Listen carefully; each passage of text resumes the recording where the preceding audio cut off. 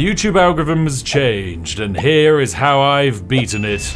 The year of 2023 is over, but you might have noticed that the YouTube algorithm has changed a lot. If you haven't noticed, then I guess you live in the algorithm equivalent of the Siberian wastes of YouTube, where for some reason those Spider-Man and Elsa videos are still circulating. But why on earth am I making a video on this? Well, I thought that it would be important for me, as the head exploiter of this entire platform, to explain what has changed and how I've been manipulating the new algorithm for my own game, with various wild strategies and experiments. But the main thing prompting me to actually cover this is because other creators have started doing it, and as viewers, I think it's best you understand why. If you use YouTube as a creator or a viewer and want to know what has happened and what the new meta, then get comfortable, friends, as this video is going to require all of your majestic brain cells. So, what is the algorithm? Yes, before we explain what has changed with the algorithm, let me quickly explain how YouTube is meant to work as a creator economy. YouTube exists as a tool for you to share videos onto, and the algorithm exists to make sure that those videos are shown to the right audiences. So that way the audience is entertained and they stay watching videos on the platform, so they can be shown all of those glorious capitalistic adverts. Provided you are watching videos on the platform, that means you're watching adverts or have YouTube Premium, so you're making YouTube money, and in turn the creator of the videos is also getting a piece. This incentivizes the creator to keep creating and improve the quality of their videos so as to secure more views and more money. This is the cycle of YouTube, and when it works as intended, we have a platform full of different styles and formats that are all appealing to their respective audiences. Some people watch short videos, some people watch long videos, some people watch medium-length videos. Ah, the world is at peace. I would say that there is no other platform in existence that balances this so perfectly, given the insane scope and variety that YouTube contains.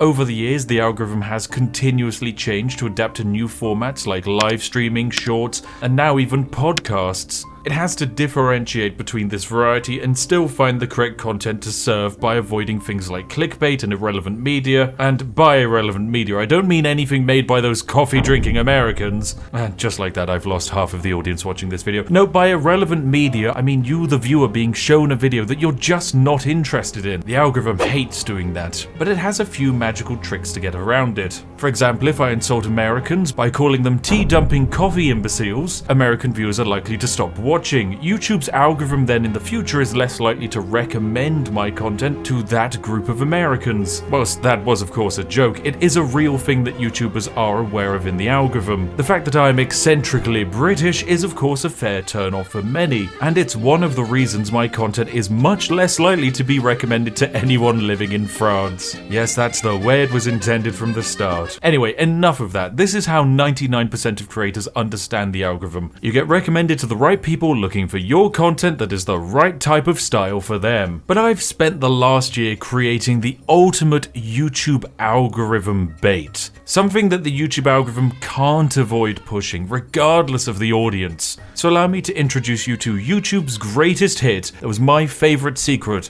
until the rest of you creators started using it.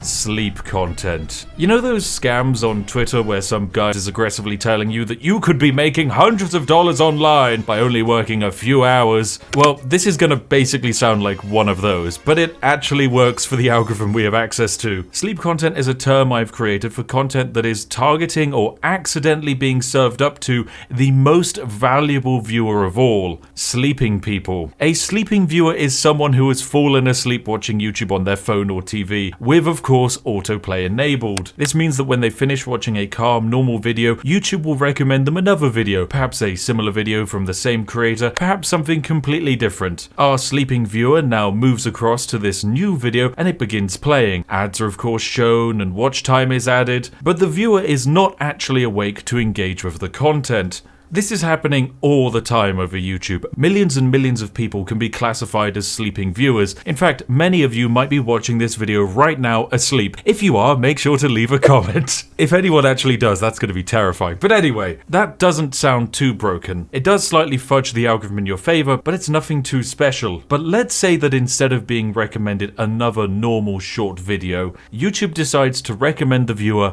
a longer video, perhaps a long-form live stream VOD of mine, mine, or better yet, my 11-hour long Skyrim video. Now if this 11-hour Skyrim video is served up to our user, they're going to still be asleep, meaning they can't choose to not watch the content. So naturally, whilst asleep, they watch 100% of the content, adding a huge amount of watch time and adverts viewed. They're asleep, it's not like they can turn off the video.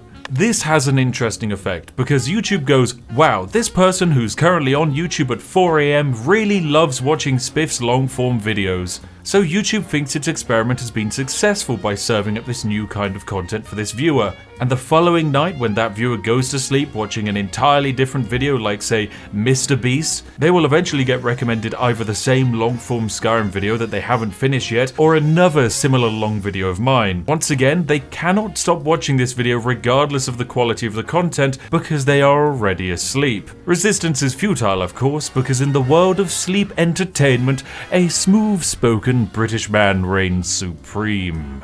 This is where my grand strategy comes in. YouTube is a self-reinforcing algorithm that takes into account many factors when deciding what content to play next. Of course, watch time is very important as it shows that a viewer is interested in the topic, but many YouTubers aren't aware of something even more important: the time and platform that a viewer is watching your content on. If you use YouTube regularly in your day-to-day life, you might have noticed that depending on the time of day and what device you're using, YouTube will recommend you different videos. If you're regularly starting your day with a lifestyle vlog on your phone, then hitting the gym at midday listening to music playlists, then YouTube will wisely decide to recommend the appropriate content and drown out the irrelevant content. This also means that if on your TV you wind down and watch something long form, like say video essays, then yes, each day when you get home from work, sit in front of your TV, that's what you're going to get recommended the most, regardless of the content you're watching in the morning. Now this is where the algorithmic snowball kicks in. As a sleeping viewer, you will be recommended new videos. Let's say for the first night, most of the videos you're recommended fluctuate between 10 and 15 minutes, kind of a standard for YouTube. That's completely normal.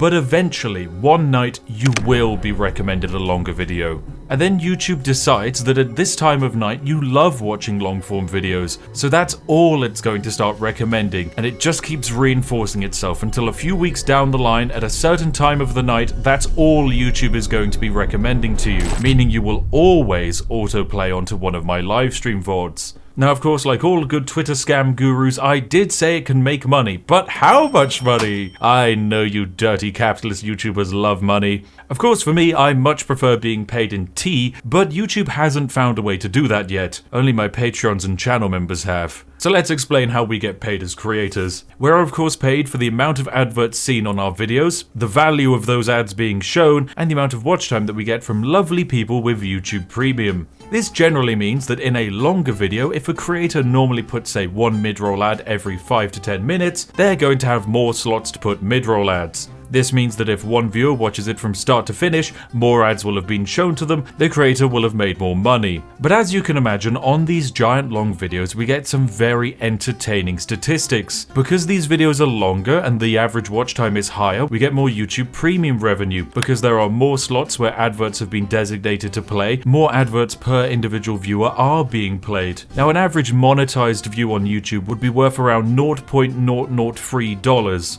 But to take an example of my own, if you watch this RimWorld livestream on September the 29th, 2023, when evidently some very high-paying ads were running, then each view would have made me $0.032. That's almost 11 times more valuable than the YouTube average. And it's a live stream VOD. It's not like I had to pull a Mr. Beast and buy 500 cameras. No, I just had to play RimWorld, which honestly isn't tasking and I absolutely love it. So you're telling me that I can beat the YouTube average by just playing RimWorld live? And not even just beat it, absolutely shatter it. Imagine someone told you that you could be paid 11 times as much money for your job and put in less effort. Okay, actually you could be told that, probably by an accountant. But the most important takeaway from this is that it doesn't matter if my super long form videos only get say half the views or a quarter of the views, because they'll still be making much more money than a normal video. In September of 2023, the RPM of this RimWorld VOD was £25.79. This is how much I was paid per 1,000 views on that livestream VOD. That is an absurdly high statistic for a gaming channel. And even though I mentioned that views aren't necessarily important because long-form videos are much better monetized, the views still aren't going to be a problem, because as I mentioned, the most valuable viewer are sleeping viewers. These people who fall asleep watching YouTube will inevitably be stuck in a cycle of watching extremely long-form videos. And creators have been experimenting and finding new glorious ways to harvest and attract these sleep viewers. And I'd like to show off a few of these examples that I think are truly glorious. Now, of course, I'm going to be showing off a bunch of relatively famous creators, some of whom you may love to watch, some of whom you may really dislike. Before you make any judgments of them, just know that I don't think most creators are doing this deliberately, but they definitely will be aware of how much more money these videos make relative to others. So you can simply put down your pitchforks and just enjoy this very broken aspect of the algorithm whilst it still exists. Let's begin with something relatively tame. So for our first example on the list, I'm going to bring up Jacksepticeye. That's right, a lovely Irish friend who runs an evil coffee company, although they now do hot chocolate and tea. So I guess we can let it slide. Jack here, of course, is quite a legendary Let's Play channel, dating back many years. Most of his old videos were, of course, normally around about the 10-minute mark, but as of late, the average video for him is looking much closer to around about half an hour. However, our good friend has also recently been doing these full game videos. A 6-hour-long Dark Souls video and a nearly 9-hour-long Dark Souls 3 video. These videos range from pretty much squarely on average to slightly above average in terms of performance, which we can tell thanks to the handy-dandy vidiq plugin. Cheers, vidiq! So whilst these videos aren't necessarily performing massively above average, they are very long, and they still have a good amount of views on them. That means that these bad boys are going to be making an absurd amount of money. What this video with 1.9 million views is able to make relative to this video with 1.6 million cannot even be calculated. This is only 33 minutes long. A rough estimate would say there's probably anywhere from 5 to 10 ads in that bad boy. When it comes to an 8-hour and 40-minute video, yeah, YouTube's ramming that bad boy with ads. And the premium watch time you can make? Oh, spicy. There is one thing Jack does very differently though. These videos are wholly unique. It's not existing content that has been repackaged with maybe a slightly different edit. This is a standalone video. And so for that, I salute Jack for putting in a lot of effort. Yes, if there's one thing you should be able to take away from this, it's that whilst many YouTube gurus are going to be telling you to focus on short form content, only make shorts, condense an idea down to the point where it's only 8 minutes long, no, you don't need to do that. YouTube is very happy to have long form videos. An example of this I'd like to show off is Blueprint, who makes Rust videos. This video here, Solo's Journey Free, is nearly 4 hours long, and yet it is an incredibly well crafted video, truly glorious to enjoy.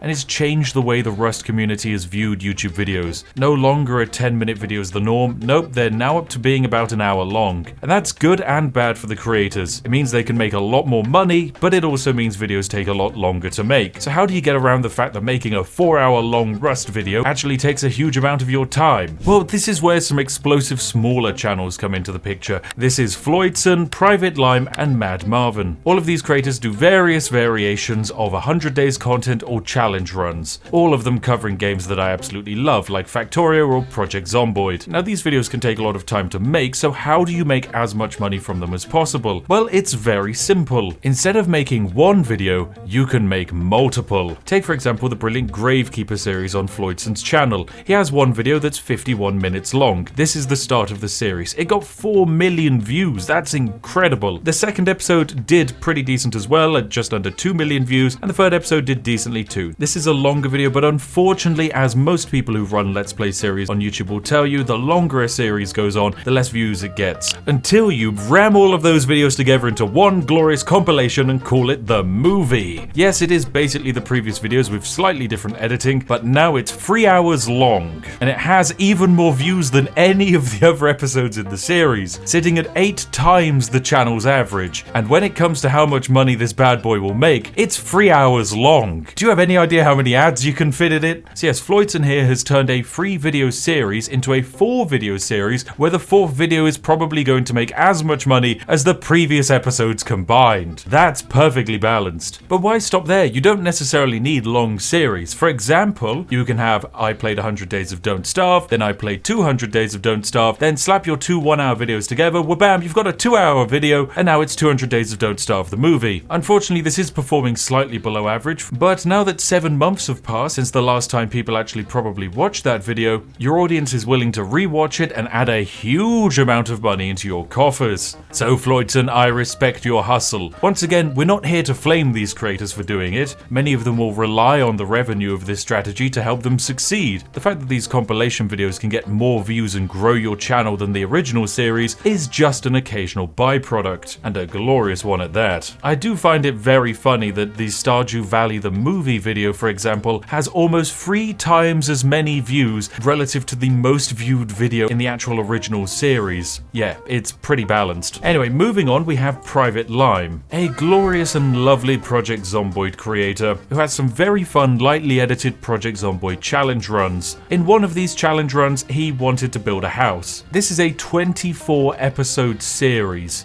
with the most viewed video in this series of course being the first one, getting 322,000 views. Now what Private Lime has been able to do is to take all of the episodes of that series, bang them together, and you get the I spent 100 days building a house in Project Zomboid supercut. Yep, you call it a supercut. It's brilliant. Now this video has 15 times more views than the average on his channel, and it's almost 9 hours long. What this means is that whilst his most viewed video has over 1 million views, this video here has probably out-earned this video by 20 times. It is not even going to be close. So yes, not only are you able to take your existing content and ram them together to get more views, you will get a stupendous quantity of money. And finally we have Mad Marvin, a really fun creator who exploded off of the back of a 100 Days in Project Zomboid video. This video got 5.3 million views. He then followed it up with the next 200 Days and 300 Days, each getting less views than the previous part because hey, that's how series work. But then,